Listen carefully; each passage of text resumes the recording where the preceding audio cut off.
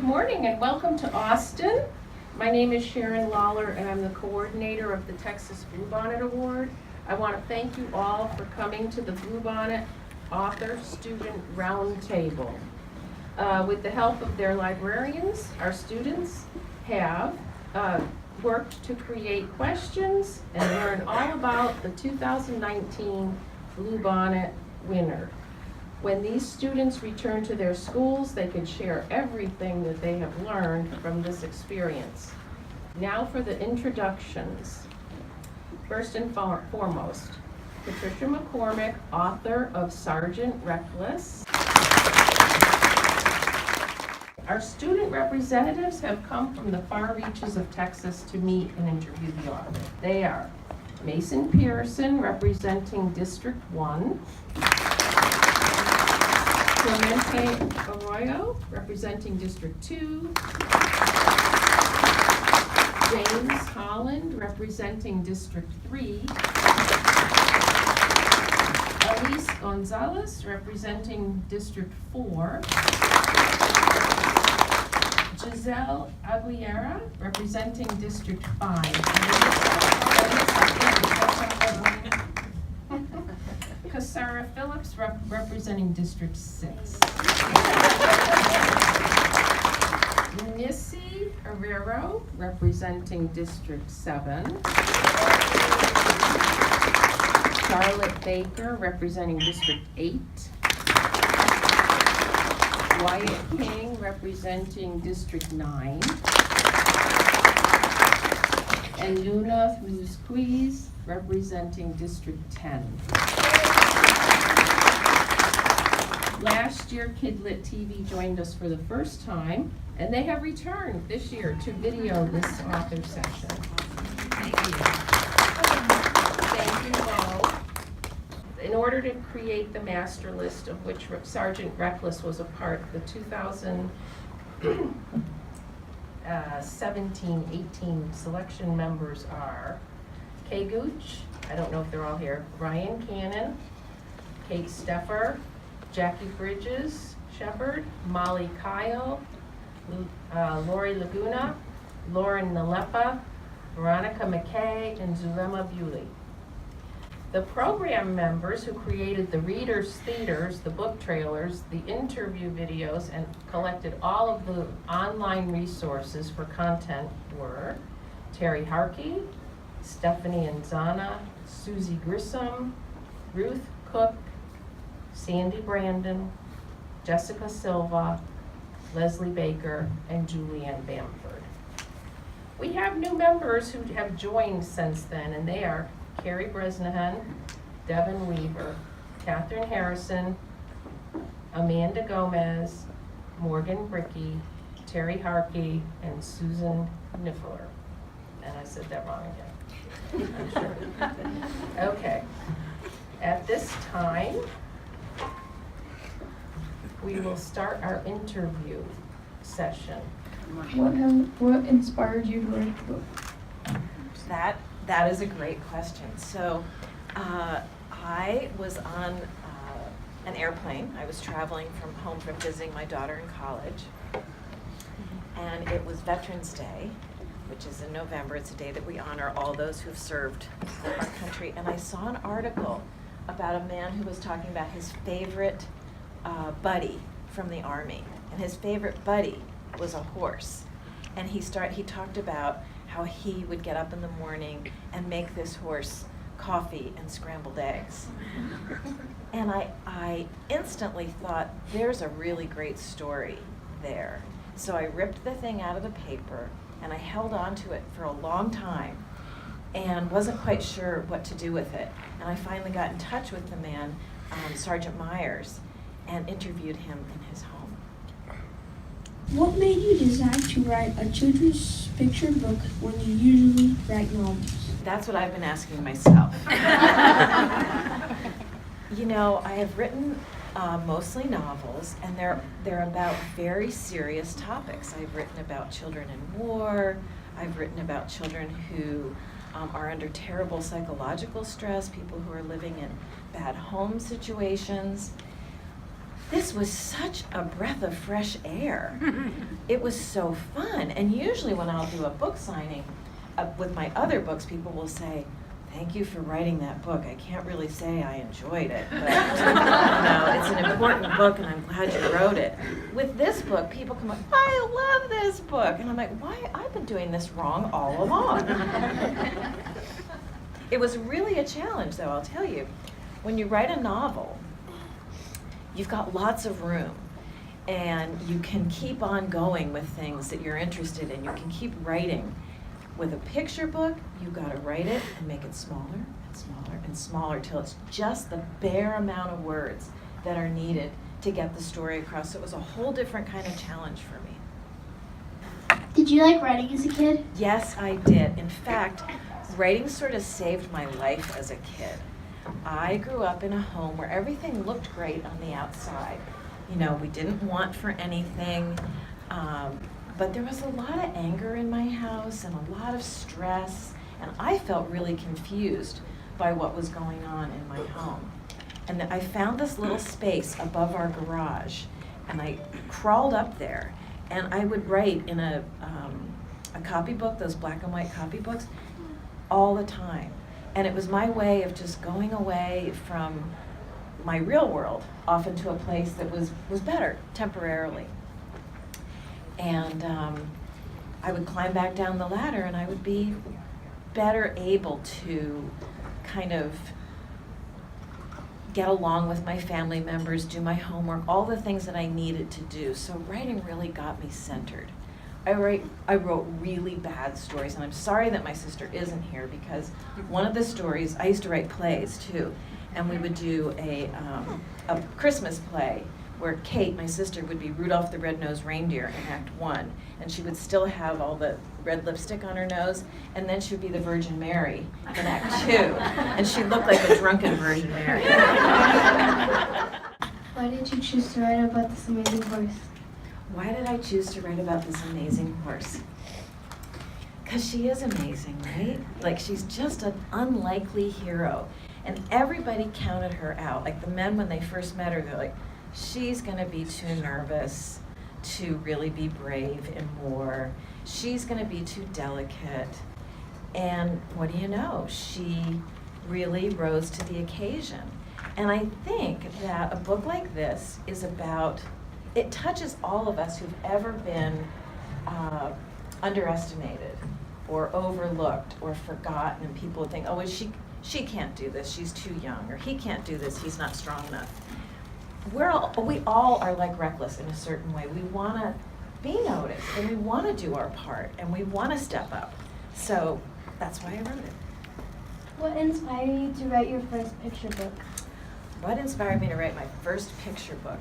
I think it was this particular story. It wasn't like I was saying, I would like to write a picture book, having done all those other novels. It was, this story really spoke to me. And I'm a horse lover. I didn't have a horse when I was a kid growing up, but when I was a grown-up and I got my first paycheck, one of the first things I did was start taking riding lessons. And eventually I bought a horse and I kept him. I lived on a farm and I kept him in my home, or in the the shed near our house. That would have been super messy. Read the Jackie book, then you'll know how that ends. Is that right? Oh, I'm going to have to read that book. So that's really why. I think I just felt very connected to the horse. How would you describe Reckless in 3 words? Reckless the horse, not the book, right? The horse. The horse. Okay. Hungry. Brave.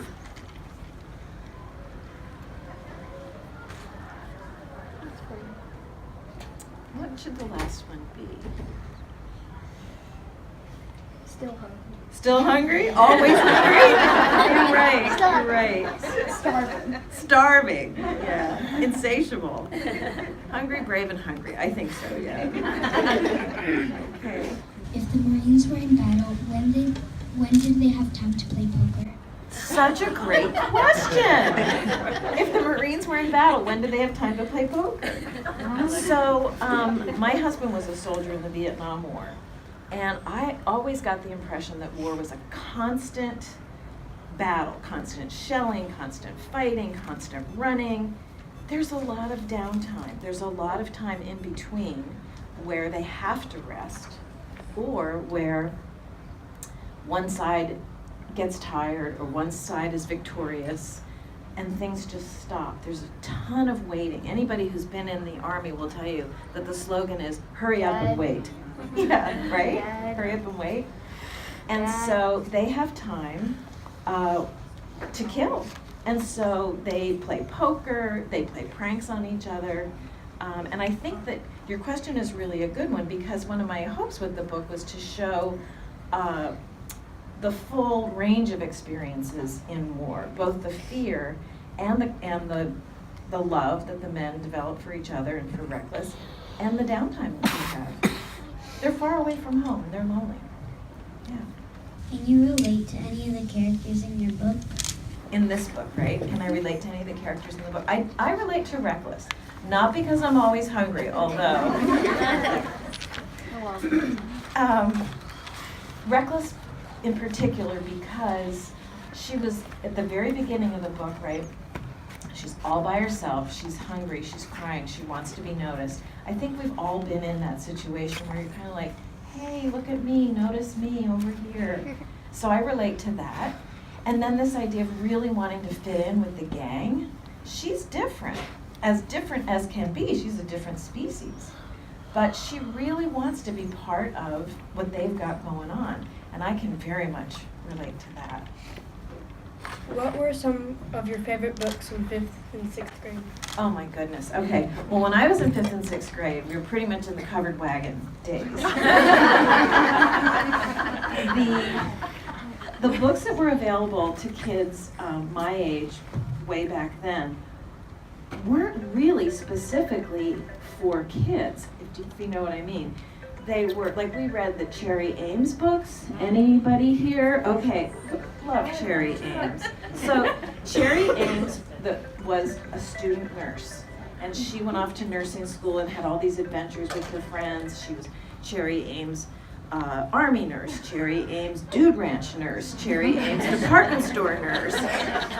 They kept the series going. And then there was Nancy Drew, which was a girl detective. And in a way you think, why would a 5th grader want to be reading about these people who are in their 20s having these adventures? So that's what I mean when I say they didn't really feel like they were for kids. And yet, those books were kind of preparing me to be the grown-up that I am today. And it was modeling for me girl heroes. Girls who went out in the world and did things that were brave and difficult. And in the case of Nancy Drew, that people didn't expect girls to do. So that's what I read. Nancy Drew and the Whispering Lilac. Nancy Drew and the Secret in the Hidden Clock, or whatever it was. Yeah, I mean, we loved those books. How do you get your ideas and to write, and what do you do if you get stuck? Oh, great question. So I get a lot of my ideas from real life stories, from reading the newspaper. The book I'm working on right now, I hope this isn't somebody's future question. Does somebody have a question like what's your last one? Okay, so I won't answer that yet. But it's from seeing stories in real life that inspire me because the people or the animals did something amazing, or they were under a lot of pressure and they did something good and decent. What do I do if it's not going too well?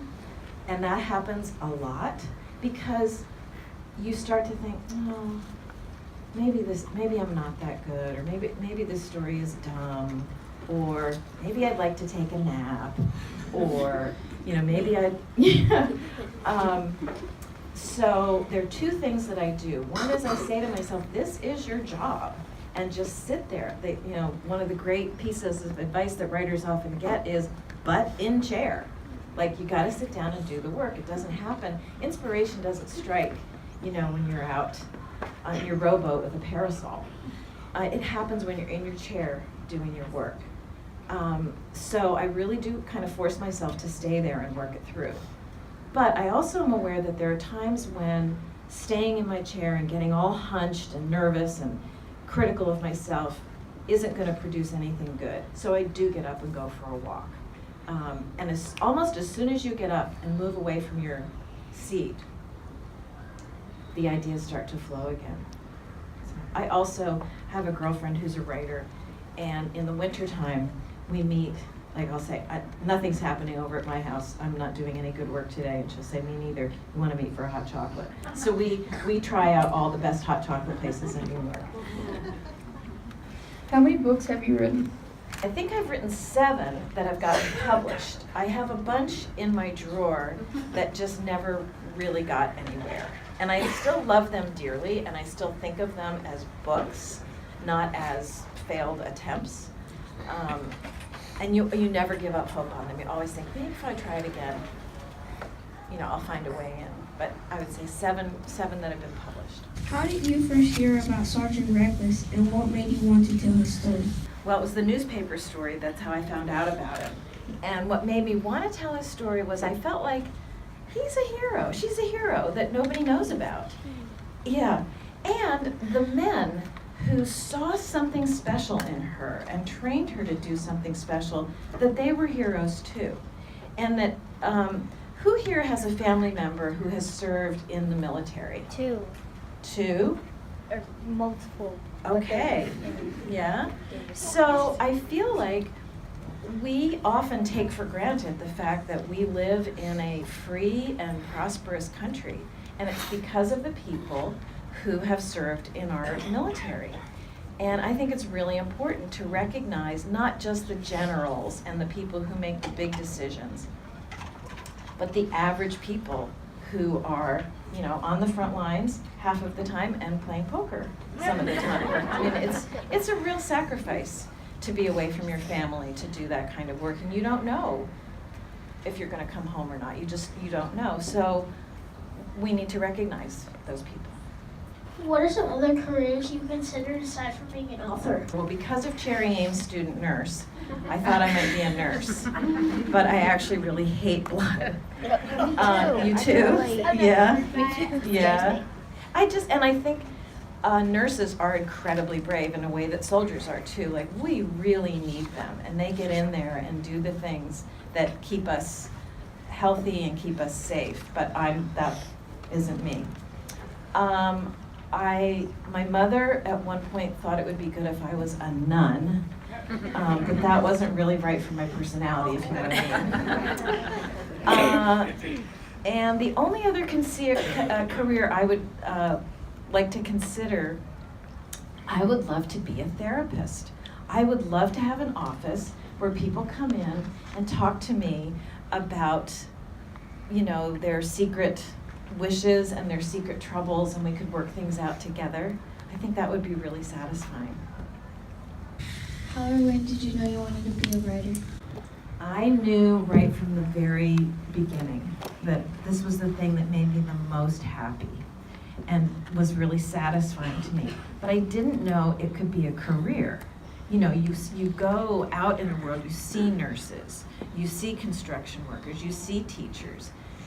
So you think, oh, that's a career, that's a career. You don't see writers. And back in the horse and buggy days when I was in school, we didn't have visiting authors come to school. So I didn't realize that this was something that you could do for a living.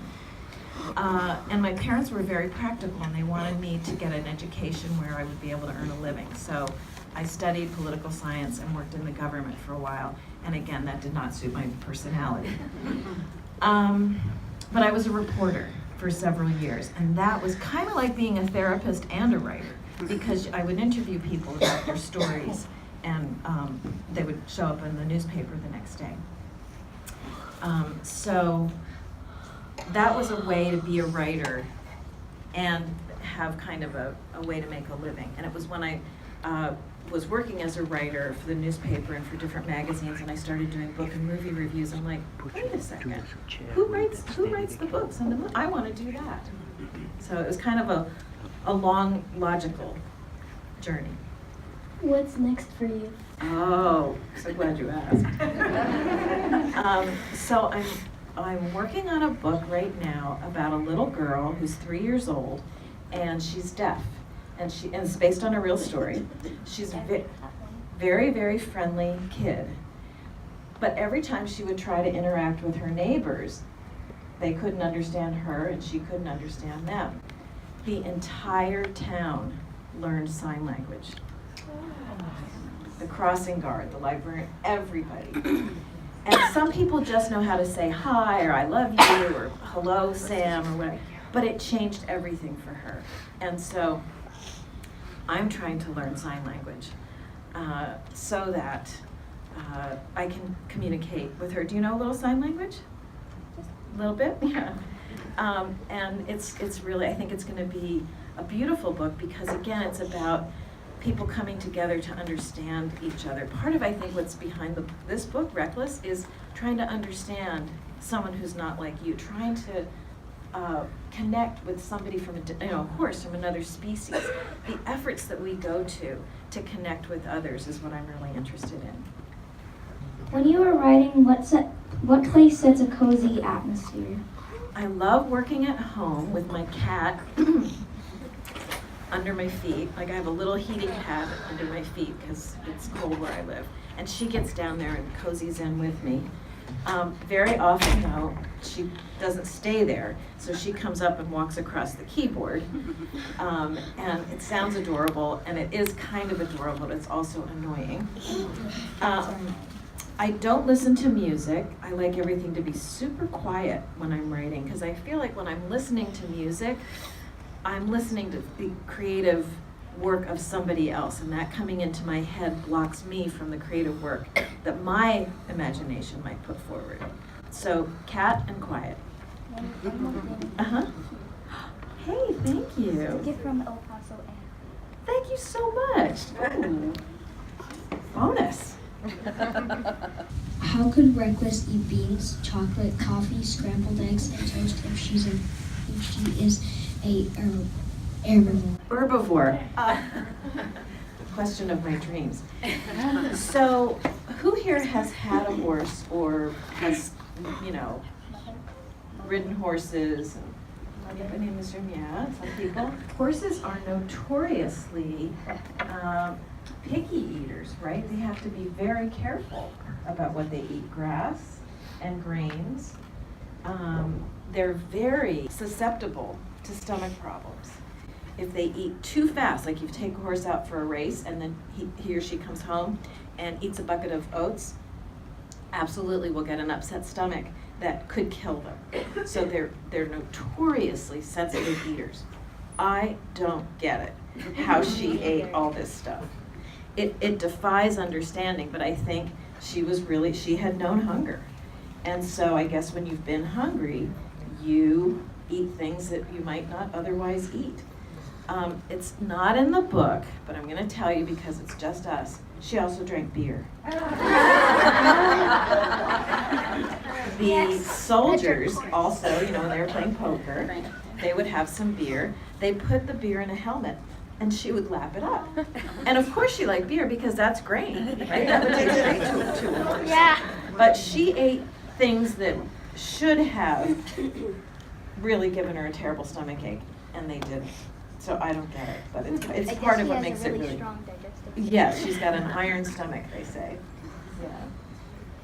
Out of all the books you've written, which one is your favorite and why? Oh, that's like asking me which of my kids is my favorite. Right now, it's my daughter. But don't tell my son. My daughter has actually changed in my phone, changed her name to say favorite child. So let's see, what's my favorite book? There's a way in which the book that you're working on now, the one that isn't finished, is your favorite because it hasn't come out into the world yet and it's still private and new and yours alone. It's like your little secret thing. So kind of the book that I'm working on now is my favorite. But I would say another of my favorites is another book that I did with HarperCollins, and it's about a boy who survived war in his country by playing music. And later, after the war was over, he went back and found the few musicians that had survived the war and restored the traditional music that would have been lost with them and taught it to kids your age. And it's a true story. And he's an incredibly loving and charismatic man, especially given everything that he went through. So I love him, and I love the book that we did together.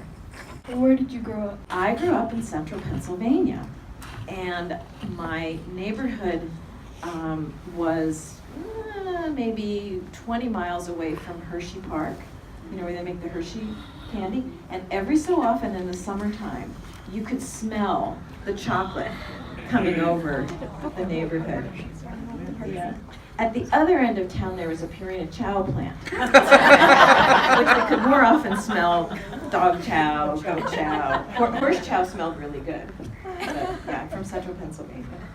Did you always want to be a writer? And if so, who were your inspirations? So I did always want to write. It was like breathing for me. Who were my inspirations? I think it really wasn't until I became an adult that I started studying what other authors did. And there are some wonderful authors of children's and young adult books who were super generous to me. And I think those of you who are writers or considering being writers in your future, you will find that writers are the most generous people. They are really kind and sharing advice, ideas, you know, how to get published, here's the name of my agent, that kind of thing. So there was a woman named Carolyn Coleman, who was a writer that I admire. I mean, I thought she was such a hero, I was too shy to even talk to her.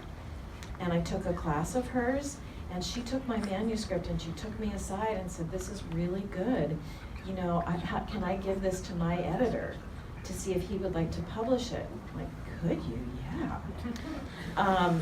So I have tried to model myself after people like Carolyn, who are very, very giving and who don't see other writers as competition.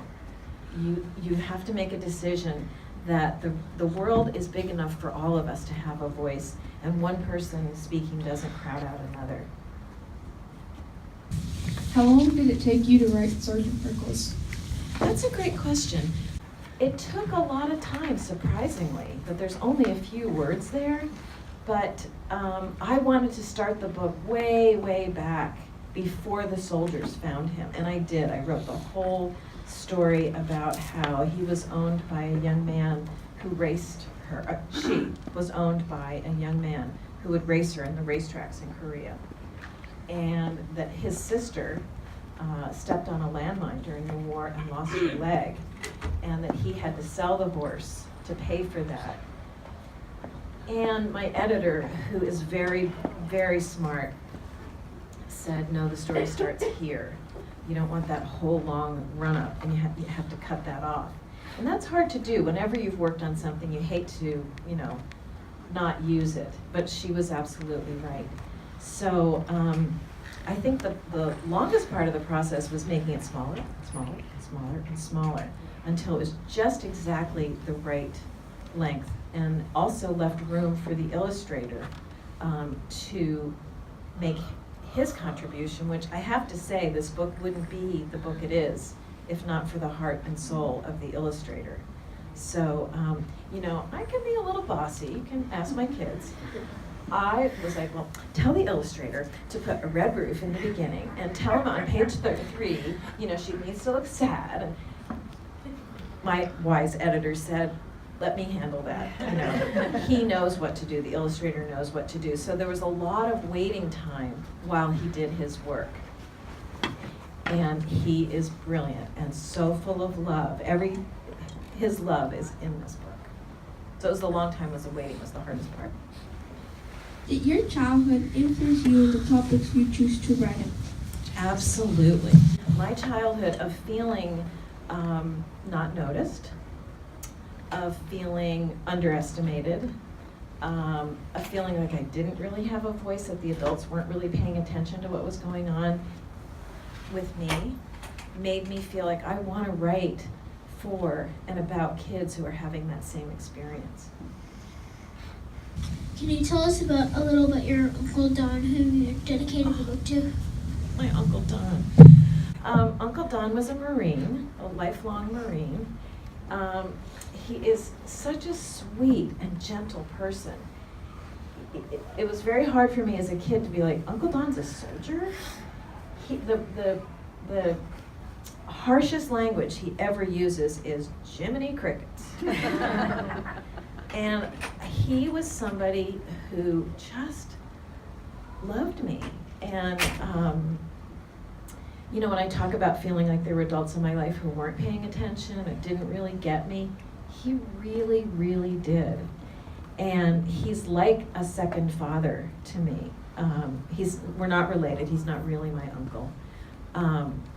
And he cried when I showed him the first copy of the book. And he is one of those soldiers who are heroes. He's a hero to me because he was such a kind and loving human being, and he's a hero because of the work that he did. I'm going to tell him you asked about him. He's 89. How long did it take you to do the research on Sergeant Reckless? I would say it took a couple months to do the research. And research for me is really fun. I can, you know, go online and look and look and look and read and read and read and outline things. And sometimes I have to say, okay, Patty, you've got enough facts now. Close up the computer and start the writing. But there was another book about Sergeant Reckless. It's a big old, it's mostly for Marines. It's a big old Marine history book, but I found a lot of great little details in there that Sergeant Myers didn't have. What advice do you have for aspiring writers who are in school today? Oh my gosh. My advice would be to believe in your ugly ducklings. Believe in the stories that you think are wonderful that maybe somebody else doesn't quite get, because there's a reason that you are called to write certain things. And I don't think we always know why we feel inspired to write certain things, but I would not question that and just really believe in those stories. I would also encourage aspiring writers to unplug. You know, turn off the music, unplug your phone, try not to go online. Just sit with quiet, sit with silence, and get comfortable with your own company and your own imagination. You will be amazed what it offers you. Where do you go to find your information for your books? Pretty much anywhere. The newspaper is a favorite source of mine. The family with the little girl who is deaf, I found out about her from a TV show, and then she was in People magazine. Her family was in People magazine. And sometimes I just get an idea, like, wouldn't it be cool if? Don't you have those ideas sometimes when you're reading? Wouldn't it be cool if? Or what would happen if? And then I just let my imagination go wild. What was your biggest challenge in writing the book Sergeant Reckless? What was the biggest challenge?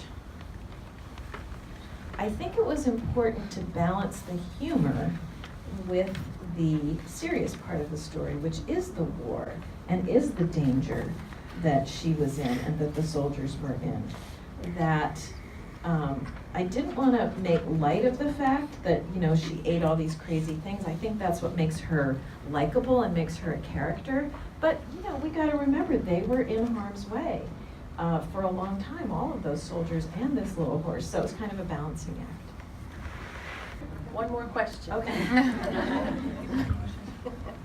Does writing come easily to you, or do you have to think about it and spend a lot of time on every book? How long on an average does it take to write each of your books?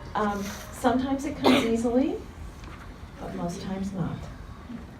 It is work, but it is also fun. And I think what happens is once I sit down and do the hard work of getting started, then it starts to become easier. You get in the flow, and you want to see what's going to happen next in your stories. The novels take about 2 years to write and research. And that's kind of hard because you have to go for a long stretch of feeling invisible or feeling like your friends will say, so what are you working on? And I'm like, well, I have this idea, I'm working on a book about a horse. Well, you told me you were working on that book 6 months ago. You're still working on that book? So you have to be patient. I want to thank you for these very thoughtful and deep questions that some of them I've never been asked before. And I feel like you guys really dug into this. And you were the right people to have been chosen from all your districts. And I'm glad it's not like the Hunger Games and we all live. Thank you so much. And I'd like to thank the students. You did a